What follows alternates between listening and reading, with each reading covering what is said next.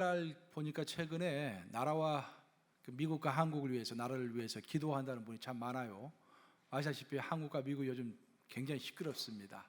그래서 오늘 특별히 오늘 설교는 지금 미국과 한국에서 이런 시끄러운 상황들을 우리가 어떻게 해석하고 또 어떻게 기독인으로서 신앙을 실천해야 할 것인지, 그 실천의 문제를 가지고 함께 살펴보면서 은혜를 나누고자 합니다.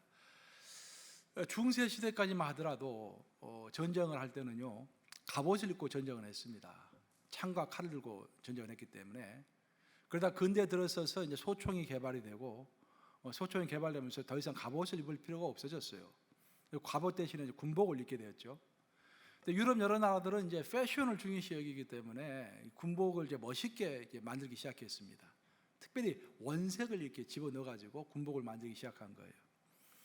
특별히 그 중에서도 영국과 프랑스는 항상 경쟁 관계 아닙니까? 그래서 두 나라가 경쟁하면서 군복도 이제 경쟁을 하기 시작했어요. 그래서 영국군의 별명은 레드 코트입니다. 레드 코트. 별명에서 보듯이 상의는 빨간색, 하의는 바지는 하얀색. 상상이 잘 안 되죠. 그렇게 있고, 거기에 대항해서 프랑스를 더 멋있게 만들겠다 해가지고 이 상의는 네이비 블루 색깔, 이렇게 파란색하고 바지는 빨간색 해가지고 입었습니다. 그 전쟁을 하는 걸 보면은 이게 뭐 전쟁인지 아니면 패션쇼를 하는 것이지 볼만했다고 그래요. 앞에서 막 군악대가 막 울리고 구율에 맞춰가지고 뭐라도 멋있는 걸 쓰고 이렇게 전쟁을 했습니다. 그 당시만 하더라도 소총이 별로 기능이 좋지 않았기 때문에 원색의 옷을 입어도 표적이 될 염려가 없었습니다. 그러다가 소총의 이제 능력이, 성능이 급속도로 이렇게 향상되면서 멀리서 몇백 미터 후에서도 쏴면은 이제 표적이 되어서 쏠 수 있는 그 정도로 소총이 성능이 향상이 됩니다. 그러면서 원색을 입고 전쟁을 하면 이제 표적이 될 수밖에 없었죠. 그래서 이제 급기야 유럽의 각 나라들은 군복의 색깔을 바꾸기 시작합니다. 어둡고 칙칙한 색깔로 바꾸기 시작한 거예요. 근데 끝까지 군복의 색깔을 바꾸지 않은 나라가 있었어요. 어느 나라일까요? 프랑스가 그랬습니다. 프랑스도 이제 군인들의 생명을 보호하기 위해서 군복의 색깔을 바꾸려고 했는데 귀족들과 특별히 사교계 여인들이 많이 반대를 했어요. 아니, 붉은색 바지는 그 자체가 바로 우리 프랑스다라고 하면서 이 색깔을 바꾸는 것을 반대한 겁니다. 그 결과 전쟁할 때마다 표적이 돼가지고 사람들이 많이 죽었습니다. 그리고 많이 죽고 난 다음에야 어쩔 수 없이 군복의 색깔을 바꿨다는 그런 이야기가 전해져 내려옵니다. 이처럼 우리 인간이 한 번 갖게 된 선입견, 한 번 갖게 된 신념, 한 번 하게 된 생각, 또 한 번 하게 된 관습은 큰 피해를 입기 전까지는 좀처럼 바꿀 수가 없습니다. 저는 오늘날 미국과 한국에서 벌어지고 있는 사회 현상을 보면서 유독 이 원색의 군복 이야기가 생각이 났습니다. 지난주에 트럼프 대통령은 탄핵 대상이 되었습니다. 그리고 한국에서는 법무부 장관 한 명의 임명을 두고서 전 나라가 두 표로 나누어져 가지고 두 동강이 되어서 으르렁거리고 있습니다. 극도로 혼란한 상태입니다. 이런 상황에서 당사자들은 자신들의 생각과 신념을 전혀 바꿀 의도가 없이 오직 서로가 상대방을 비난하고 있을 따름입니다. 2017년도 한 2년 됐죠. 2017년도 10월 14일자 뉴욕타임즈에서는 아주 획기적인, 정말 눈길을 확 끄는 컬럼이 하나 기재됐습니다.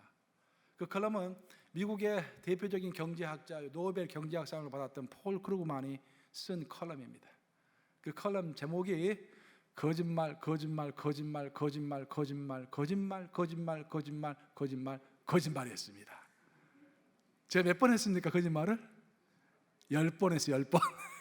폴 크루그만이 제목이 lies, lies, lies가 10번을 적었습니다. 큰 대문자로 적고 난 다음에 트럼프 대통령이 인기 영합주의적인 경제 정책을 펼친 다음에 어떻게 허풍스럽게 선전을 하고 있는지 10가지를 들어가지고 조목조목 다 반박을 한 거예요.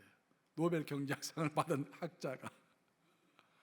그렇지 않아도 우리 트럼프 대통령의 이미지가 진중하지 못한 사업가의 이미지를 가지고 있었는데 그 컬럼으로 인해서 트럼프 대통령은 거짓말장이다라는 그런 인식이 더욱더 강해진 것입니다. 그것뿐이 아니에요. 불과 한 달 전에, 그러니까 2019년도 8월 13일, 자, 워싱턴 포스트, 그러니까 뉴욕 타임즈와 워싱턴 포스트는 미국의 양대 신문 아닙니까? 근데 뉴욕 타임즈에서는 그런 컬럼을 썼고 워싱턴 포스트에서는 팩트 체크 팀이라는 게 있습니다. 정치가들이나 유명한 사람들 어떤 이야기를 하면은 실진지 가짜인지 그걸 다 체크해 보는 거예요. 팩트 체크 팀이라는 게 있습니다.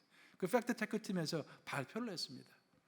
트럼프 대통령이 취임하고 나서 지금까지 12,000번 거짓말을 했다라는 거예요. 그것을 계산해 봤더니 하루에 13번씩 거짓말을 한 겁니다. 저는 이 기사를 읽고서 웃음이 나오기보다는 눈물이 났습니다. 트럼프는 우리의 대통령 아닙니까? 어찌됐든 우리의 대통령 아닙니까? 저 마음이 녹아졌고 대통령에 대해서 기도해야겠다. 사실 트럼프 내가 이 강단에 서가지고 신령한 강단에 서가지고 뭐 정치인들을 이야기하고 비판하거나 찬양할 생각은 추호도 없습니다. 저는 성경적으로 이야기할 뿐입니다. 트럼프 대통령은 미국의 보수 기독인들이 지지하고 있는 대통령입니다. 근데 그 대통령이 어찌하여 이렇게 거짓말장이야 되고 극기하는 이번에 우크라이나 사건 때문에 민주당이 탄핵을 신청하고 이 탄핵 대상이 되었는가라는 서글픈 마음이 이루 말할 수가 없습니다. 그래서 요즘에 트럼프 대통령을 위해서 제가 기도하고 있습니다.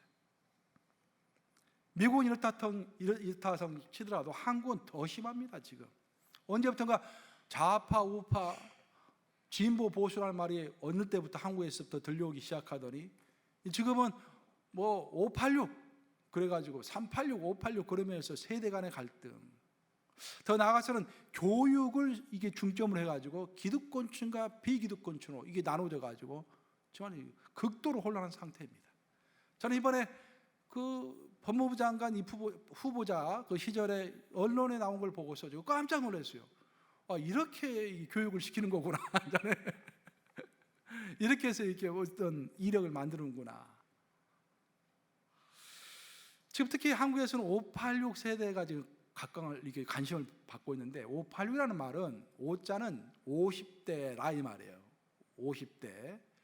8이라는 말은 80년대 학교를 다녔다 그 말이죠. 그러니까 6이라는 것은 60년대에 태어났다는 거예요.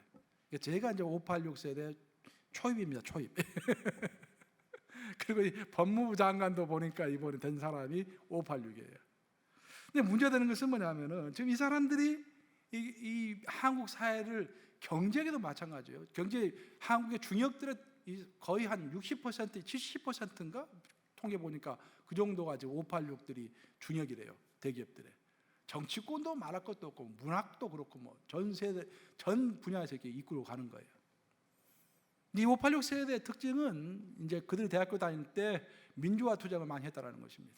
우리가 대학교 다닐 때는 뭐 누구를 가릴 것도 없이 다 돌 한 번씩은 들어봤던 것 같아요. 뭐 알고도 들어보고 모르고도 들어보고 전부 휴강도 많았고 하단에 뭐 데모가 매일 펼쳐지다시피 했었습니다. 그때 그들이 부르짖었던 것은 뭐냐면 내가 희생하더라도 이 나라와 민족을 위해서 정의가 바로 선 나라, 평등과 자유가 있는 나라를 만들기 위하여 앞장섰다라는 거예요. 그래서 우리는 그들을 그렇게 믿었어요. 그런데 세월이 한참 지나고 나서 뚜껑을 열어보니까 어느덧 이들이 정말 완고한 기득권층이 되어 있는 거예요. 그래서 오히려 그들 가운데 부패가 충만하고 반정의, 또 반자유, 반평등 이런 것들이 충만한 것입니다. 그러면서 이 한국 사회에서 요즘에 유행되는 말이 586 꼰대라는 말이 유행한대요. 옛날에 586 하면은 신선한 생각을 가졌었는데 요즘 586 꼰대라고 그런대요. 참 한국에 내 부모님도 살고 있고 내 동생들 가족들 다 살고 있는데 기도가 많이 안 될 수가 없습니다. 지금 우리가 살고 있는 시대가 이런 시대입니다. 그럼 이런 시대에 우리 기독인들은 어떻게 이 사태를 이해하고 어떻게 우리의 신앙을 실천해야겠습니까? 우리 예수님 우리에게 말씀하시되 너희는 빛이다 라고 말씀하시는데 그냥 빛이다 라고 하는 게 아니라 어디에서 빛이다? 세상에서 빛이다. 너희는 세상의 빛이다 라고 했어요. 우리는 세상을 떠나서 살 수가 없습니다. 중들과 스님들은 그냥 머리 깎고 그냥 산에 들어가서 세상을 등지면 되지만 어떤 철학자들은 세상을 다 등지고 골방에 처박혀가지고 그냥 책만 읽으면 되지만 우리는 그렇지 않아요. 우리 예수님 명확히 말씀하셨습니다. 너는 세상의 빛이다. 세상에 나가서 어둠에 세상에 나가서 빛을 비추고 믿지 않는 자들에게 복음을 전파하고 같이 직장생활 하면서 그들을 섬기면서 하나님 앞으로 그들을 인도해라. 그렇게 말씀하신 거예요. 그래서 칼 바르트는, 유명한 신학자 칼 바르트는 그렇게 말했죠. 한 손에는 성경, 한 손에는 신문, 이야기한 거예요. 항상 우리는 세상을 떠날 수가 없습니다. 세상에 관심을 가지고 세상을 해석해야 돼요.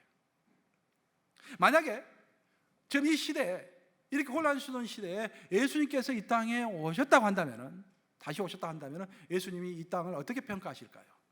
여러분 어떻게 생각하십니까? 예수님께서 이 땅을, 이 시대를 어떻게 평가하실 것 같아요? 저는 그렇게 생각합니다. 예수께서 하셨던 모든 말씀을 종합해 보면 아마도 예수님이 이렇게 말씀하실 것 같아요. 너희는 정의를 추구하려다가 가장 중요한 사랑을 버렸구나 라고 말씀하실 것 같아요. 그렇죠?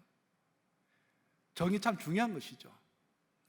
근데 그 정의를 추구하기 위해서 사랑을 우리가 잃어버린다면 그건 안고 없는 찐빵이 되는 거예요. 사랑과 정의는 같이 가야 하되 오히려 둘 중에 하나만 선택하라 한다면 사랑입니다. 사랑이 정말로 충만하다면 정의는 자동적으로 이루어지겠죠. 근데 이 시대는 정의를 부르짖다가 사랑을 버려버리는 그런 시대가 된 것입니다. 좀 추우신 것 같은데 에어컨을 좀 꺼도 괜찮을 것 같은데요. 권사님도 추우신 것 같은데 보니까. 사실 진보, 보수, 좌파, 우파 이렇게 나누어서 자신들의 신념, 자신들의 사상을 주장하는 것이 결코 나쁜 것은 아닙니다. 나쁜 건 아니에요. 왜냐하면 이 민주주의 사회라는 것이 자신의 각자의 의견을 이렇게 서로 이렇게 제시하면서 생각과 사상이 서로 경쟁하는 거예요. 그러면서 더 좋은 사상이 생기고 또 그 사상이 또 다른 사람들에게 도전받고 그 더 좋은 사상이 생기고 생각이 생기고 어떤 시스템이 생기면서 나라는 발전하는 것입니다. 그것이 민주주의 사회예요. 그건 나쁠 것은 없습니다. 이렇게 나누어서 서로 논쟁하는 것이 나쁠 것은 없습니다. 그런데 문제는 이렇게 자신의 사상과 신념을 말하는 것까지는 좋은데 자신의 사상과 신념을 말하면서 그 과정 가운데서 자신의 의견에 동조하지 않는 사람들을 증오한다는 거예요. 미워한다는 거예요. 우리가 미워할 것 가지고 뭐 필요가 있겠습니까? 카톡 하시잖아요. 이렇게 찬성한다고. 여러분들이 아멘 안 하니까 핸드폰이 울잖아요. 이렇게 돌돌이 울리라. 이게 문제는 뭐냐면 교회에서도 마찬가지예요, 여러분. 교회에서도 각자 의견이 다를 수가 있잖아요. 그렇죠? 우리가 보는 우리의 신앙의 단계가 다 수준이 다 다르고 성경을 보는 관점이 다 다르고 살아온 배경이 다르기 때문에 의견이 다를 수가 있어요. 다른 의견은 뭐 얼마든지 회의하면서 이야기할 수 있습니다. 문제는 내 의견에 동조하지 않는 사람을 미워한다면 그것은 큰 잘못이다라는 것입니다. 예수님이 오늘날 이 땅에 오시면 그것을 한탄하실 것 같아요. 우리 함께 요한에서 3장 15절을 같이 읽어보겠습니다. 시작. 그 형제를 미워하는 자마다 살인하는 자니 살인하는 자마다 영생이 그 속에 거하지 아니하는 것을 너희가 아는 바라. 자 보세요. 형제를 미워하는 자마다 살인하는 자라고 했습니다. 그리고 살인하는 자는 영생을 얻을 수 없다고 그랬어요. 그 말을 종합하면은 우리가 어떤 형제를 미워한다 하면은 우리에게는 영생이 없다라는 그 말이다, 그 말이에요. 너무 심각한 말 아닙니까, 여러분? 성경을 읽어보면 구원에 대해서 설명할 때 사도 바울은 로마서를 통해서 마음으로 믿고 입으로 시인하면은 구원 얻는다라고 설명했지만 요한의 설명은 약간 다릅니다. 똑같은 근본적으로 똑같은데 행위에 좀 많은 강조점을 두고 있어요. 여기 보세요. 우리가 어떤 사람을 미워한다. 내 주장을 펼치기 위해서, 내 논리를 펼치기 위해서, 내 사상을 전파하기 위해서 막 이야기하다가 나를 받아주지 않는 상대방을 내가 만약에 미워한다면은 나에게는 영생이 없을 수 있다라는 것입니다. 너무도 심각한 이야기 아닙니까, 여러분? 성경에 명확히 나와 있잖아요. 우리 하나님이 보시기에 내 의견을 관철시키는 것, 그것은 나에게는 뭐 큰 것일 수 있지만 하나님 보시기에는 아무것도 아니에요. 내 의견을 관철시키고 내 사상을 펼치는 것, 그것은 하나님 보시기에 조그만 성취야. 근데 그 조그만 성취를 이루기 위해서 다른 사람을 자꾸 비판하고 다른 사람을 미워한다 하면은 나는 큰 죄를 짓게 되는 거라, 그런 말입니다.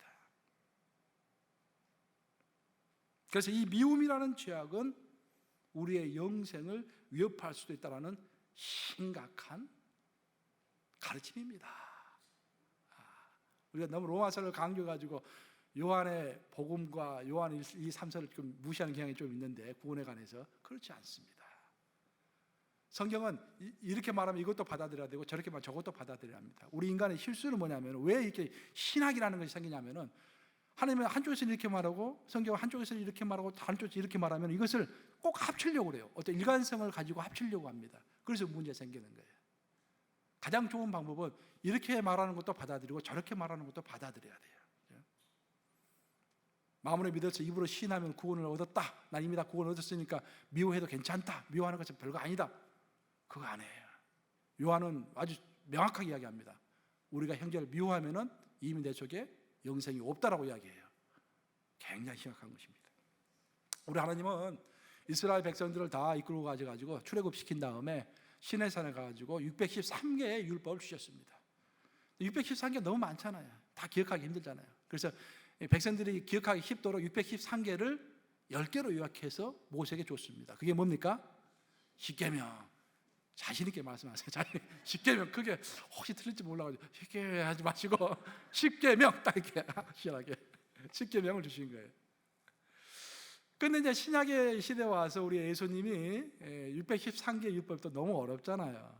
10개도 많다 해가지고 딱 2개로 요약하셨습니다. 예수님이 뭡니까? 하나님 사랑, 이웃 사랑 2개로 요약해 주셨어요. 그리고 예수님께서 성천하셨어요. 예수님의 제자가 사도 바울입니다. 사도 바울하고 야고보 사도, 예수님의 동생 야고보 사도가 있었어요. 613개가 너무 많아. 10개도 많아. 2개도 많아. 딱 하나로 요약했어요. 그게 뭔지 아세요? 오늘 본문 말씀입니다. 로마서 13장 말씀 유명하죠. 로마서 13장 8절 말씀이죠. 한번 같이 읽어보겠습니다. 다시 읽어봅니다. 시작. 피차 사랑의 빛 외에는 아무에게든지 아무 빛도 지지 말라. 남을 사랑하는 자는 율법을 다 이루었느니라. 613개 율법을 다 외우지 않아도 괜찮아. 딱 하나만 기억하면 그것이 뭐다? 남을 사랑하는 자는 율법을 613개 율법을 다 이루었느니라. 근데 내가 613개 율법 중에서 612개를 정말 노력하면서 있는 힘을 다해서 끙끙거리면서 612개의 계명을 다 이루었어. 근데 딱 하나를 이루지 못했어. 남을 사랑하지 못하고 남을 자꾸 미워해. 그러면 나는 어떻게 되는 것입니까? 율법 이루지 못하는 거예요. 이 말을 야고보 사도는 또 다르게 표현했습니다. 야고보에서 2장 18절이죠. 2장 8절이죠. 같이 읽어보겠습니다. 시작. 너희가 만일 성경에 기록된 대로 내 이웃 사랑하기를 내 몸과 같이 하라 하신 최고의 법을 지키면 잘하는 것이거니와. 자, 야고보 사도가 말씀하시기를 최고의 법은 뭐라고 그랬습니까? 내 이웃 사랑하기를 내 몸과 같이 하는 것. 그것이 최고의 율법이라는 거예요. 613개 율법 딱 하나로 요약하면은 내 이웃을 사랑하라. 내 몸과 같이 사랑하라. 그거예요. 바로 이렇기 때문에 성경은 너무 명확합니다. 그래서 우리가 아무리 위대한 어떤 사상을 펼치고 내 주장을 펼친다고 할지라도 그 가운데 사랑이 없다고 한다면, 더 나아가서 남을 미워하고 있다고 한다면 아무것도 아니다 그런 말입니다. 우리 기독인들은 사실 이 땅에 남아있는 이유가 천국에 가는 연습을 하기 위해서 남아있는 것입니다. 물론 이 땅에 남아있는 것은 믿지 않는 자들에게 복음을 전하기 위해서, 또 믿는 자들을 더 성숙한 기독인으로 만들기 위해서 이 땅에 남아있지만, 아울러서 우리가 이 땅에 남아있는 이유를 예수님이 설명하시기를 천국잔치에 입을 옷을 준비하는 기간이라고 우리에게 말씀하셨습니다. 천국을 준비하는 기간으로서 이 땅을 보내고 있는 거예요. 그럼 천국에 가는 준비 중에서 가장 중요한 준비가 뭘 것 같아요, 여러분? 그것은 다른 사람을 사랑하는 연습입니다. 자, 따라서 해볼까요? 사랑하는 연습이 천국 연습이다. 그걸 우리에게 지금 훈련하고, 사랑하는 연습을 하고 있는 거예요. 우리가 사랑하는 훈련을 하고 있는 거예요. 교회는 더더욱 말할 것이 없죠. 교회 와가지고 우리가 사랑하지 못하고 누군가를 미워하고 증오하고 있다고 한다면 큰 문제죠. 이게 천국 준비가 전혀 안 되고 있는 것이죠. 교회 다니는 의미가 사라지는 것입니다. 우리 하늘나라에 가면은 성경은 누구는 이야기합니다. 우리 예수님께서 너희를 심판하리라. 예수님께서 사복음서를 통해서도 말씀 많이 하셨지만 요한계시록에까지 아주 구체적으로 어떻게 우리를 심판하시는지 다 나와 있죠. 성경에 따르면은 우리가 하늘나라에 가면은 하나님의 심판대 앞에 서게 된다고 합니다. 그때 하나님께서 우리에게 너 직업이 뭐였냐? 너 재산이 얼마나 갖고 있었냐? 너 교회에서 직분이 뭐였냐? 너 합의가, 너 취미가 뭐였냐? 그런 거 안 물어보신다는 거예요. 예수님은 너가 얼마나 사랑하면서 살았느냐라고 물어보신다라는 거예요. 예수님께서 유명한 비유하셨잖아요. 우리 천국에 갔더니 예수님이 어떤 사람들에게 이야기합니다. 내가 굶주릴 때 너희가 먹였고, 내가 목마를 때 내가 마시게 했고, 내가 감옥에 갇혔을 때 날 찾아왔고, 내가 병들었을 때 너희가 신방했지 않느냐. 그러니까 사람들이 주님, 우리가 언제 그렇게 한 적이 있습니까? 주님 만난 적도 없었는데요. 그러니까 예수님이 뭐라 하십니까?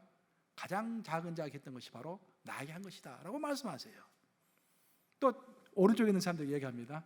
너는 내가 목마를 때 나에게 물도 주지 않았고, 내가 배고플 때 나에게 밥도 주지 않았고, 내가 어려울 때 나를 찾아보지도 않았느니라. 이 사람들이 또 깜짝 놀라가지고, 아니 주님, 언제 우리가 주님한테 그렇게 했습니까? 가장 작은 자에게 한 것이 바로 나에게 한 것이니라. 이놈들아, 지옥불로 떨어질지라. 정말로 휘만 말씀하세요. 지옥불로 떨어지라고 말씀하시잖아요. 베품과 사랑이 없었던 삶은 하나님의 인정을 받을 수 없다는 명확한 말씀을 예수님이 직접 말씀하셨어요, 우리에게. 결국 우리가 하나님 힘 받아 뵀으면 하나님을 물어보실 것입니다. 너가 얼마나 다른 사람들을 사랑하면서 살았느냐. 어제 토요 새벽기도 때에 토요 새벽기도 때마다 제가 이제 강의 설교하지 않습니까? 지금 여호수아서 쭉 하고 있는데 23장을 했어요. 어제 23장. 23장의 내용이 이제 여호수아가 죽기 직전에 유언하는 내용입니다. 그래서 그 내용을 이제 강의하면서 동서고금을 통해서 유명했던 신앙인들이라든지 유명했던 철학자들이 죽을 때 마지막 유언이 무엇이었는가, 그것을 내가 쭉 설명을 했어요. 딱 한 명을 내가 어저께 말하지 않고 아껴뒀습니다. 그 한 명이 소크라테스. 여러분, 소크라테스가 죽기 직전에 뭐라고 말하고 죽은지 아세요? 소크라테스가 이제 감옥에 갇혔어요. 감옥에 갇혀가지고 죽기 직전입니다. 독배가 앞에 있어요. 독을 마시고 죽어야 돼요. 이제. 그래서 제자들이 삑 둘러 서 있었습니다. 그때 독배를 마시기 직전에 내가 너에게 마지막 말을 하노라. 내가 말이야, 내 친구한테 닭 한 마리를 빌렸는데 닭값을 아직 못 갚았다. 너 중에 한 명이 꼭 빌린 닭값을 갚아다오 라고 말하고 죽었다라는 거예요. 너무 감동적이지 않습니까, 여러분? 닭 하나는 굉장히 작은 건 아닙니까? 그렇죠? 닭 하나는 굉장히 작은 거예요. 그 닭 하나 값을 갚지 못하고 죽을 운명에 처해 있는 자기의 그 양심의 괴로움, 그렇죠?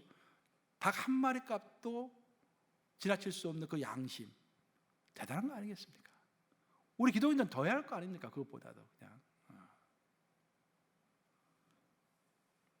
오늘날 이 사회가 정말 혼란스러운 이유 가운데 하나는 뭐냐면은 큰 것을 성취한다고 하는 사람들이 작은 일을 무시하기 때문에 이런 혼란스러운 사태가 벌어지는 거 아닌가라는 생각을 많이 하게 됩니다. 사실 막스 레닌주의자들은 그런 소리를 해요. 혁명은 모든 것을 합리화시킨다.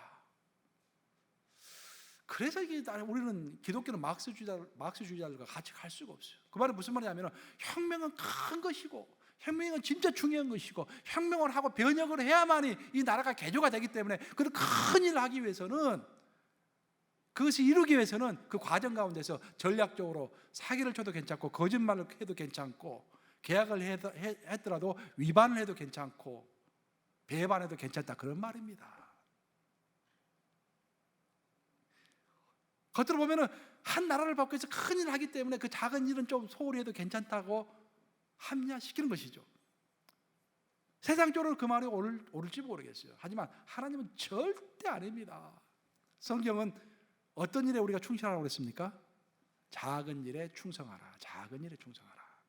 그리고 양심에 끄러김이 없기를 힘써라. 그렇죠? 너희가 무슨 일을 하든지 너 힘으로 하지 말고 그리스도 안에서 하나님의 능력을 받아서 하라. 그래서 사도 바울이 가장 많이 했던 말 중에 하나가 in Christ라는 말 아닙니까? 하나님 안에서. 내가 하나님 안에서 복음을 전하고 하나님 안에서 능력을 발휘하며 하나님 안에서 큰 비전을 품고 하나님 안에서 그 비전을 성취해 간다는 거예요. 내 능력으로 한다는 게 아닙니다. 그래서 in Christ라는 말을 썼어요, 사도 바울이. 그러니까 사도 바울의 신학을 in Christ 신학이다 라고 말하는 학자들이 있습니다. 큰 일을 할수록, 큰 일을 도모할수록 더더욱 우리가 조심해야 할 것 같습니다. 한국에서 586 하면 보통 운동권 지식인이라는 말을 많이 써요. 지식인이라는 말을 많이 씁니다. 특별한 사람들처럼 이렇게 보통 이야기를 해요. 그런데 그 운동권 지식이라는 것이 이 1980년대 한국에서만 있었던 게 아니라 보면은 한국의 역사를 보면은 고려 말 조선 초에도요 제야 운동권들이 있었습니다. 그러니까 고려 시대를 보면은 이제 불교가 국교 아니었습니까? 불교가 굉장히 막 타락한 거예요. 그래서 엄청난 돈을 막 쓴 것입니다. 이 불교에서. 그 귀족들도 다 사치를 합니다. 그래서 나라 재정이 막 엉망이 됐어요. 그래서 이제 그 당시에 주자학이 고려로 유입돼 가지고 주자학을 공부하는 학자들이 과거 시험을 봐 가지고 이제 관직을 얻게 됐는데 그 사람들이 신진사대부라고 합니다. 그 사람들을. 그 신진사대부들이 이제 머리가 뛰어나니까 나라 걱정을 하기 시작합니다. 그래서 이 나라를 어떻게 잘 만들 수 있을 것인가? 그 방책에 대해서 이제 두 부류로 딱 나눠져요. 한 부류는 굉장히 급진파입니다. 이 나라를 뒤집어 엎어야 한다는 거예요. 왕조를 바꿔야 한다는 거예요. 정도전, 조준 그런 사람들이죠. 개혁파죠. 반면에 다른 사람들은 주자학에서 가르치는 그 근본 원리 자체가 왕실에 충성하는 거 아니냐, 왕에게 충성하는 거 아니냐. 근데 어떻게 해서 왕실을 우리가 무너뜨릴 수 있다는 말이냐. 왕조를 그대로 놔두고 우리가 열심히 그 밑에서 개혁하면 되는 것이다. 온건파죠. 정몽준, 길재 같은 사람이죠. 그러니까 두 세력이 충돌했는데 결국 개혁파가 이겼어요. 그래서 이시조선이 그래서 생겨난 겁니다. 그들 힘으로 이성계와 같이 힘을 합쳐가지고 이시조선이 생겨난 거예요. 이 권력투쟁에서 밀려난 사람들이 이제 길재 같은 사람들, 길재 같은 사람들이 이제 시골로 낙향을 합니다. 자기 고향으로 낙향을 해서 거기에 서당을 딱 세워놓고 지자들을 불러서 교육을 시키기 시작합니다. 그래서 그들 세력을 사림 세력이라고 하죠. 근데 이들이 이제 생각을 해요. 이 나라가 이제 엉망인데 이 나라를 어떻게 해야 진짜로 도덕적인 나라로 만들 것인가? 어떻게 해야 이 나라를 근본적으로 좋은 나라로 만들 것인가 고민을 합니다. 그러다가 그들이 결론을 맺은 게 소학이라는 책으로 결론을 맺습니다. 소학이 어떤 책이냐? 남송시대에 주의라는 중국의 유명한 학자가 어린아이들을 가르치기 위하여 쓴 책이 소학입니다.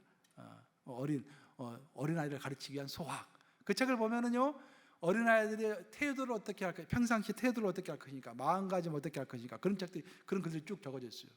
제가 소학에서 봤던 내용 중에서 가장 인상적인 내용은 밥 먹은 다음에 이를 쑤시지 말아라. 그 내용이 가장 인상적이에요.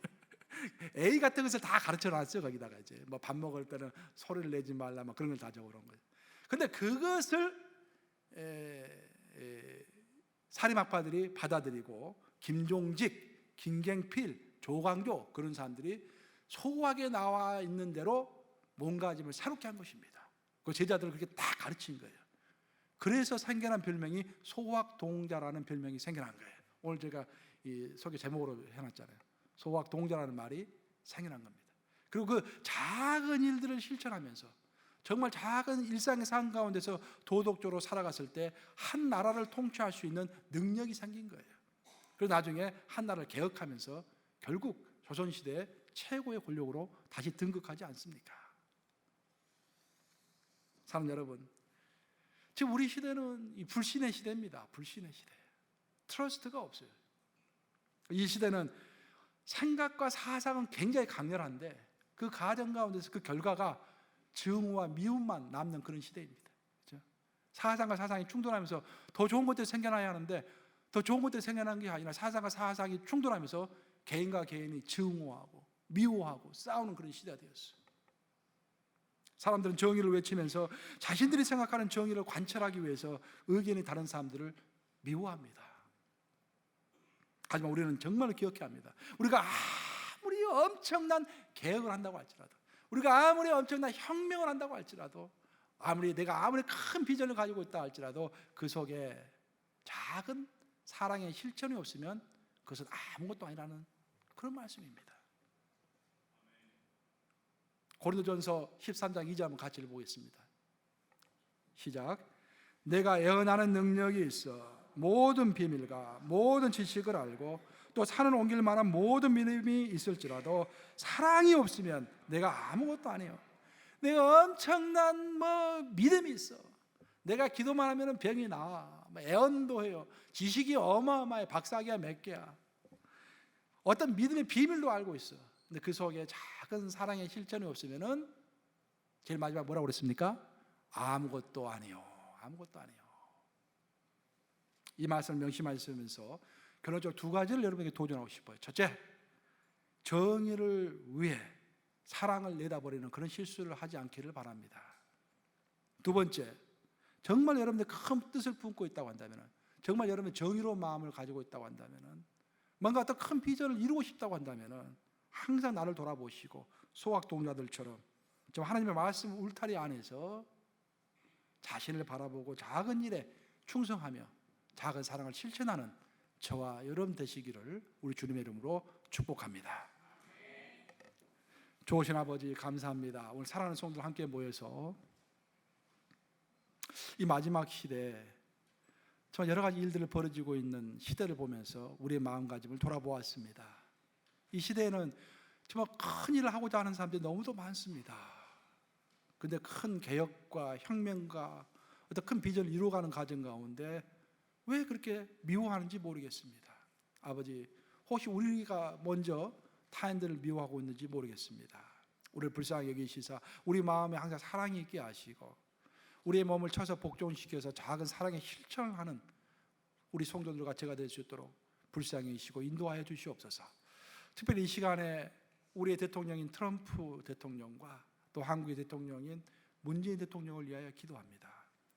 하나님께서 축복하시고 하늘의 비밀을 가르쳐 주시고 하나님의 영으로 올바른 판단할 수 있도록 인도하여 주시며 특별히 미국과 한국에 있는 모든 위정자들과 지도자들에게 겸손한 마음을 주시고 작은 것들을 실천할 수 있는 그 의지를 주셔서 아버지 이 양 나라가 좀 하나님의 안에서 해야 할 일들이 너무도 많은데 어찌하든 간에 형통하고 서로 화합하고 사랑하고 상식이 통하고 진리가 충만한 그런 나라가 되어서 땅끝까지 이르러서 주의 복을 전파하기 부족함이 없는 하나님이 정말 사랑하시고 사용하는 미국과 한국이 될 수 있도록 위정자들을 축복하시고 온 나라를 축복하여 주시옵소서. 예수 그리스도 받들어 기도하옵나이다. 아멘.